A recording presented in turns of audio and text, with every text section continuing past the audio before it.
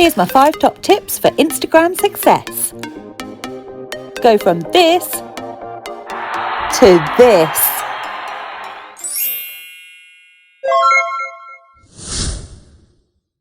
Look at your Instagram grid. Is it really obvious what you do, what services you provide, or what products you sell?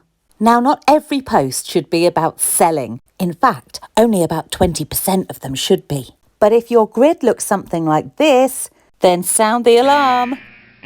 Because it is not clear what your Instagram page is for. A random picture of your cat? Well, what's that telling your audience?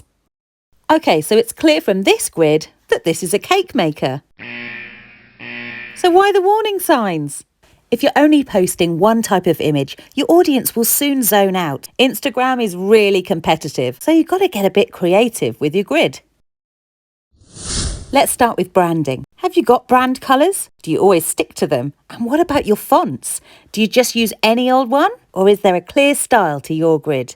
You don't have to go in for fancy patterns within your grid, but there should be some harmony amongst the colours that you're using.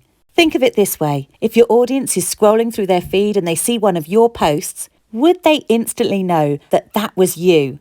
So spend some time looking at your grid. Does that style really match your business?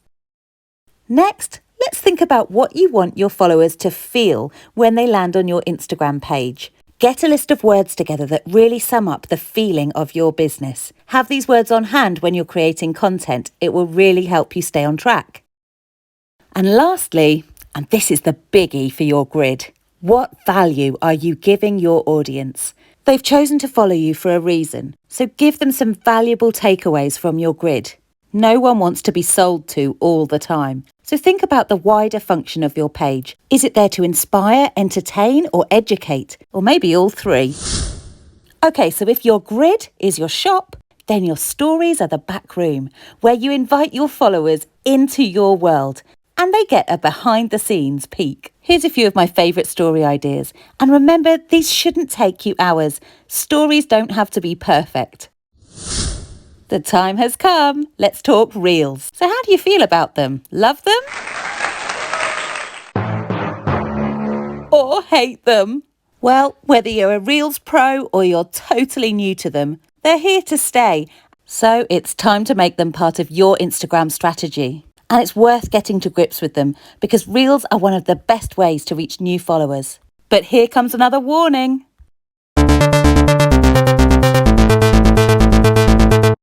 It's great to use trends, but make sure your Reels educate and inspire, add value to your audience and suit what you do.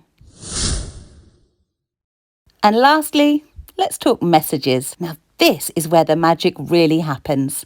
Social media may be virtual, but we're all still seeking human connection. So get to know your Instagram community. If someone follows you, drop them a message to say hello.